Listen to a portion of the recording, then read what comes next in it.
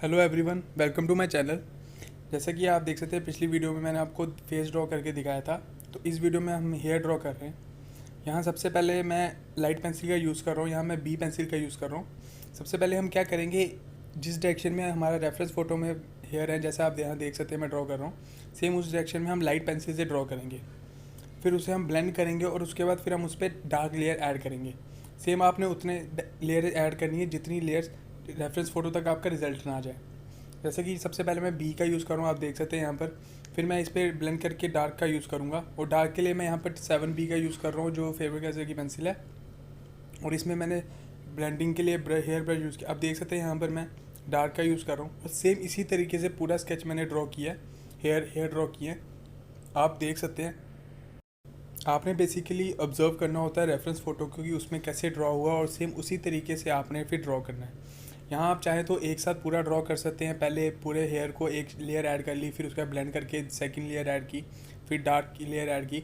यहाँ मैं portion bye portion draw कर रहा हूँ ताकि अच्छा रहे, उससे अच्छे से आपका डिटेलिंग आप कर सकते हैं। और यहाँ पर जो हेयर है वो काफ़ी ज़्यादा कॉम्प्लिकेटेड नहीं है, थोड़ा आगे स्टार्टिंग से लाइट है और पीछे से डार्क है, इसलिए मैं वैसे ड्रॉ कर रहा हूँ।